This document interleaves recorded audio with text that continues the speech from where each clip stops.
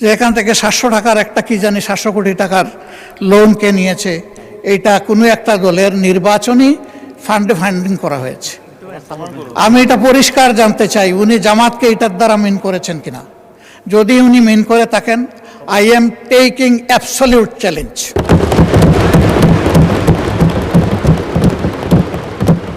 তিনি এটা প্রমাণ করতে পারলে আমি তাকে একটা মেডেল দিব পার্সোনালি। এরপরে কার ছেলে কার নাতি কোন কোম্পানি, এত গুলি কামানের পরে মাত্র 8 মিনিট।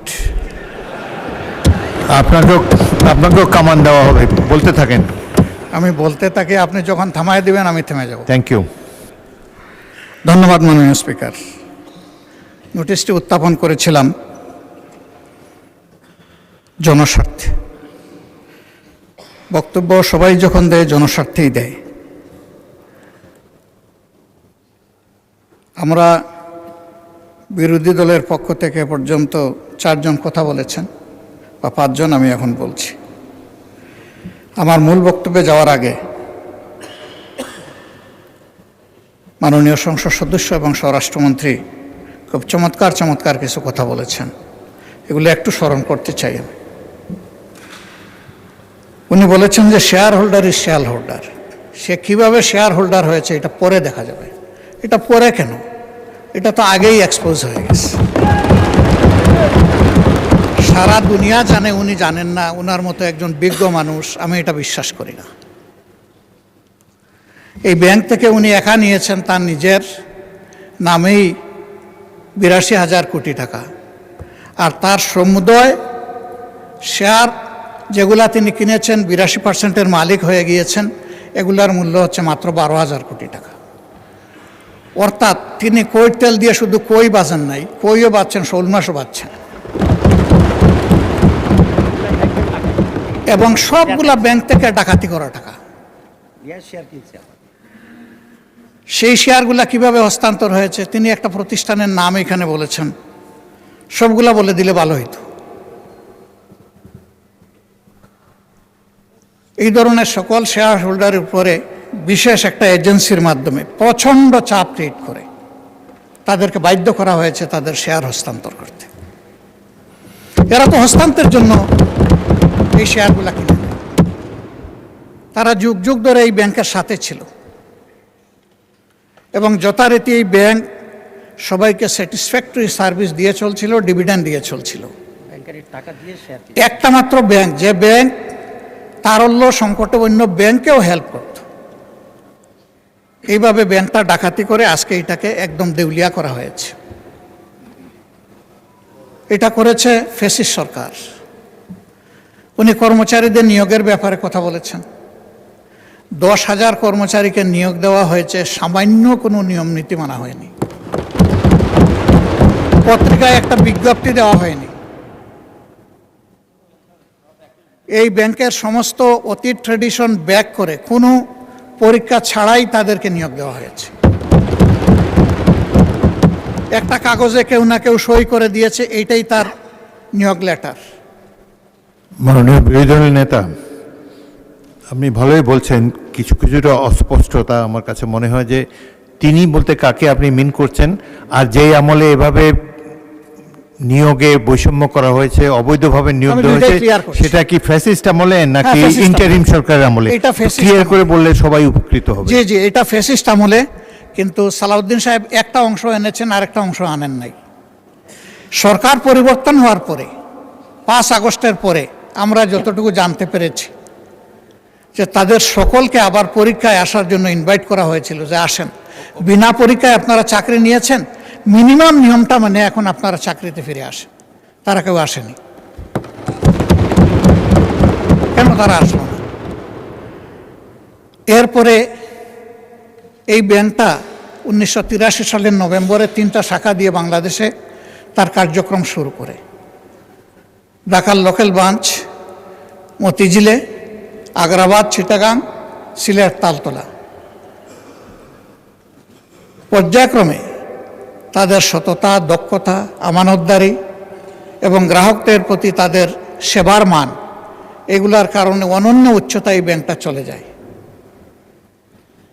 তিনি যে সমস্ত অভিযোগ আনলেন, যে কোনো একটা দলের দিকে ইঙ্গিত করে, একেবারে নাম বলে দিলেই পারতেন জামাত ইসলামী। তিনি বলছেন যে মাঝে মাঝে নেকাব খুলা ভালো, এটাও খুলে দিতেন। এখানে নেকাব রাখলেন কেন উনি? যে এখান থেকে 700 টাকার একটা কি জানি 700 কোটি টাকার লোন কে নিয়েছে, এইটা কোনো একটা দলের নির্বাচনী ফান্ডে ফান্ডিং করা হয়েছে। আমি এটা পরিষ্কার জানতে চাই, উনি জামাতকে এটার দ্বারা মিন করেছেন কিনা। যদি উনি মিন করে থাকেন, I am taking absolute challenge.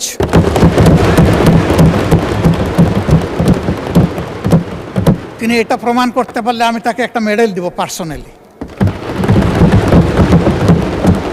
এরপরে কার ছেলে কার নাতি কোন কোম্পানি, শুধু ইসলামী ব্যাংক না, যে কোনো ব্যাংক থেকে চুরি ডাকাতি অসততার মাধ্যমে কিছু নিয়ে যদি আত্মসাৎ করে থাকে, তার ব্যাপারে অবশ্যই তদন্ত করে স্টার্ন অ্যাকশন দেশের বিদ্যমান আইনে নেওয়া উচিত।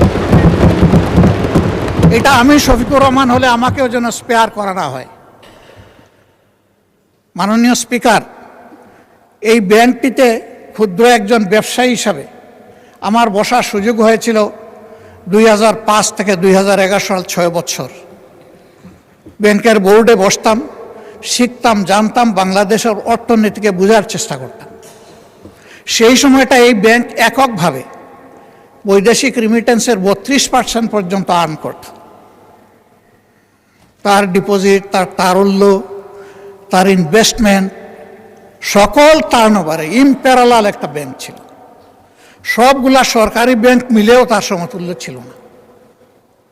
কিন্তু তখন বয়ান বানাতেন একজন বিশেষ অর্থনীতিবিদ, ডক্টর আবুল বারাকাত। তিনিও আঙ্গুল তুলতেন জামাত ইসলামের দিকে, যে এখান থেকে জামাত ইসলামী হাজার হাজার কোটি টাকা নিয়ে যাচ্ছে। তার এই বয়ানের ভিত্তিতেই শেষ পর্যন্ত এই ব্যাংকে অভ্যুত্থান করা হলো, দখল করা হলো। 15.5 বছর দুঃশাসন চালানো হলো।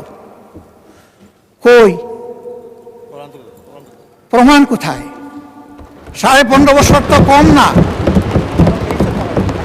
এখনো আবার একই তালে যদি কথা বলা হয়, আমি বলবো আমরা কি আবার সেকেন্ড আবুল বারাকাত হতে যাচ্ছি? আন্দাজ অনুমানের ভিত্তিতে কোন মহিলার কোন কোটেশন সংসদের মতো একটা প্রেস্টিজিয়াস জায়গায়, এগুলো আসলে আমরা আশা করি না। ওই মহিলাকে সংসদে হাজির করা হোক, যদি কোনো প্রভিশন থাকে সংসদে গণশুনানিও হোক, অসুবিধা নাই। আরডিএস প্রকল্প কোনো দলের নয়, কোনো ধর্মেরও নয়। আমি নিজে বোর্ডে ছিলাম, আমি জানি এখানে বিভিন্ন ধর্মের মানুষ এখান থেকে বেনিফিশিয়ারি। এখানে দল ধর্ম দেখা হয় না, এখানে টার্গেট গ্রুপকে প্রাধান্য দেওয়া হয়। উনি কত 11,000 কোটি টাকার একটা রেফারেন্স দিয়েছেন। কে নিয়েছে এটা? আমি, আমার সহকর্মীরা? যদি এরকম হয়, দলের ফান্ডে যদি 1 টাকাও আসে, আমি বলবো সার্চ লাইট দিয়ে এটা তালাশ করে আমাদের বিরুদ্ধে যেন অভিযোগ। মাননীয় বিরোধী দলের নেতা আপনাকে, ওনাদেরকে 15 মিনিট বলেছে, আপনাকে 7 দিয়েছি, আরও 8 মিনিট বলেন আপনি। মাননীয় স্পিকার, আপনাকে ধন্যবাদ। আমি যা আশঙ্কা করছি সেটা এখন বলতে চাচ্ছি। ব্যাংকে পরিবর্তন যে কোনো সময় আসতেই পারে। ব্যাংকের স্বার্থে আসতে হবে, গ্রাহকের স্বার্থে আসতে হবে, মালিকের স্বার্থে আসতে হবে। আমি এই ব্যাংকের একজন মালিক। আমার 10 টাকা মূল্যের একটা শেয়ার আছে। আমি আমার এই শেয়ারের দাবি কখনো ছেড়ে দেব না। আমার এই 10 টাকা মূল্যের শেয়ারের পক্ষে আমি আমার রাইট ধরে রাখার জন্য, এস্টাবলিশ করার জন্য যা করা দরকার তাই আমাকে করতে হবে।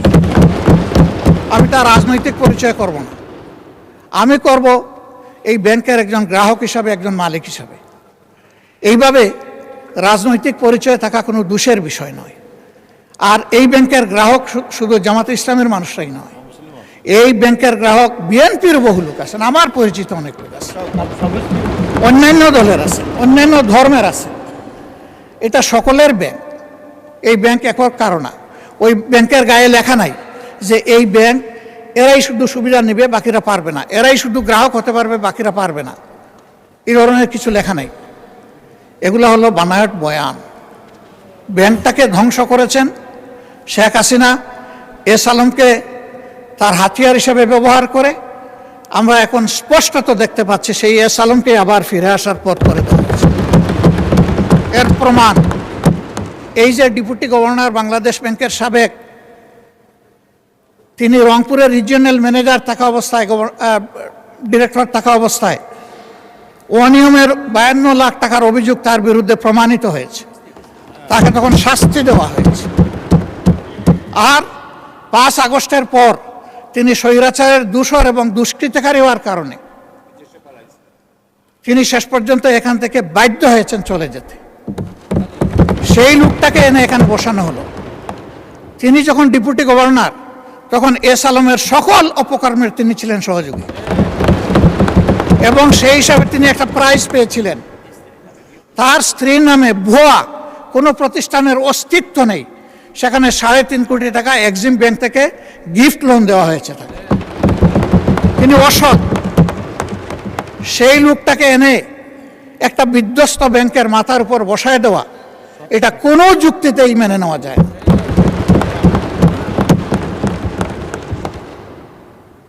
সরকার অবশ্যই সব কিছু চালাবেন, ক্রেডিট হলেও সরকারের, ডিসক্রেডিট হলেও সরকারের, কিন্তু জনগণের পারসেপশনটা কি এই ব্যাংক নিয়ে, এটা অবশ্যই সরকারকে বিবেচনায় নিতে হবে আমি মনে করি। সরকার বিবেচনায় নিলে দেশ লাভবান হবে, জাতি লাভবান হবে। ইসলামী ব্যাংক কোনো কারণে যদি আরও ক্ষতিগ্রস্ত হয়, আমি ব্যক্তিগতভাবে মনে করি বাংলাদেশের অর্থনীতি মাটির সাথে বসে যাবে। আস্থার এটি একটা পিরামিড। এই পিরামিড হেলে পড়লে অথবা বিধ্বস্ত হয়ে গেলে ব্যাংকিং ব্যবস্থার উপরেই মানুষের অনাস্থা তৈরি হবে, এবং এই অনাস্থা বাংলাদেশের জন্য কোনো ভালো বার্তা বয়ে আনবে না। যারা রিমিটার, তাদের কষ্টে অর্জিত টাকা বাংলাদেশে পাঠায় পরিবারের জন্য, দেশবাসীর জন্য, তাদের মধ্যে এখন অস্থিরতা তৈরি হয়েছে। আমি হজের সফরে মাত্র 11 দিনের জন্য গিয়েছিলাম। সেখানে এই ব্যাপারে অনেকের উদ্বেগ, সরাসরি প্রশ্ন শোনার সুযোগ পেয়েছি। এতে দেশের অর্থনীতি ক্ষতিগ্রস্ত হবে। রেমিটেন্স প্রবাহ যদি বাধাগ্রস্ত হয়, আমাদের মাত্র 2টা সোর্স, একটা রেমিটেন্স আর একটা হচ্ছে আরএমজি। আরএমজিও এখন বিভিন্ন চ্যালেঞ্জের ভিতর দিয়ে অতিক্রম করছে। রেমিটেন্সও যদি বিপদে পড়ে যায়, তাহলে আমাদের দেশের অর্থনীতিটা গিয়ে কোথায় দাঁড়াবে মাননীয় স্পিকার? এই সবগুলোই তো আমরা বিপদে পড়ে যাব। এই জন্য আমরা অনুরোধ করব, জোর জবরদস্তি করে যাদের কাছ থেকে এই শেয়ারগুলা ডাকাতি করে নিয়ে যাওয়া হয়েছিল, অনতি বিলম্বে সসম্মানে সেই মূল্যেই তাদের কাছে আবার শেয়ারগুলো ফিরিয়ে দেওয়া হবে। এরপরে সরকার সকল নিয়মকানুন মেনে বোর্ড গঠন করবে, পরিচালনা করবে, আমাদের পূর্ণ সমর্থন থাকবে। এই ব্যাপারে আমাদের কোনো আপত্তি থাকবে না। সন্তান তার মায়ের কুলেই তো নিরাপদ। ওরা তো সৎমা হয়ে এসেছিল, ওদের কোনো দরদ ছিল না, ওরা ডাকাতি করেছে। এখন আবার যদি অসৎ লোকদেরকে দিয়ে এই ব্যাংক পরিচালনা করা হয়, যা আছে তাও শেষ হয়ে যাবে, উধাও হয়ে যাবে। আমাদের উদ্বেগটা এই জায়গায়। তখন যখন এই সমস্যা দেখা দিয়েছিল, মাত্র 4 দিনে ওখানে 70,000 কোটি টাকা ব্যাংক থেকে মানুষ উত্তোলন করে ফেলেছিল। আমরা একটু অনুরোধ জানিয়েছিলাম একজন গ্রাহক হিসাবে, ছোট্ট একজন মালিক হিসাবে, একটু ধৈর্য ধরুন, ব্যাংকটাকে বাঁচতে দিন। থেমে গিয়েছিল। এখন কি বলবো মানুষকে? এখন তো বলার কিছুই খুঁজে পাচ্ছি না। এই জন্য আপনার মাধ্যমে আমি মাননীয় প্রধানমন্ত্রীকে বিশেষভাবে অনুরোধ করব, বিষয়টা নিয়ে তিনি যেন সিরিয়াসলি ভাবেন। কোনো পূর্ব ধারণা থেকে নয়, বাস্তবতার ভিত্তিতে এই ব্যাংকটাকে বাঁচাতে হবে। আমরা বিশ্বাস করি এই ব্যাংক বাঁচলে, তার আগের জায়গায় ফিরে আসলে, ব্যাংকিং ব্যবস্থাপনার উপরে মানুষের আস্থা আবার ফিরে আসবে। অর্থনীতির 2 চাকার 1 চাকা ব্যাংক আর 1 চাকা স্টক মার্কেট। ব্যাংকে আস্থা ফিরে আসলে অবভিয়াসলি হাত ধরে স্টক মার্কেটও আস্থা ফিরে আসবে। আমরা আমাদের দেশটাকে সামনে এক দেশ যাচ্ছে এটাই দেখতে চাই। আর লেম এক্সকিউজ এবং ব্লেমের যে বিষয়গুলো এখানে চলে আসে, এটা থেকে আল্লাহর কাছে আশ্রয় চাই। অলরেডি 5টা ব্যাংকের গ্রাহকরা রাস্তায় রাস্তায় ভিক্ষুকের মতো ঘুরছে। তারা তাদের বিনিয়োগের কোনো রেজাল্ট পাচ্ছে না, তারা তাদের আমানত ফেরত পাচ্ছে না। আবার যদি সর্ববৃহৎ ব্যাংকের একই বিপর্যয় ঘটে, তাহলে আমরা গিয়ে কোথায় দাঁড়াবো? মাননীয় স্পিকার, আজান হয়ে গেছে, আমার কথা আমি এখানেই শেষ করলাম। আমি আপনার মাধ্যমে একটা প্রতিকার চাই, ব্যাংকটা বাঁচুক, আমরা এটাই চাই। আসসালামু আলাইকুম। ধন্যবাদ মাননীয় বিরোধী দলের নেতা। মাননীয় সদস্যবৃন্দ, সংসদের বৈঠক মাগরিবের নামাজ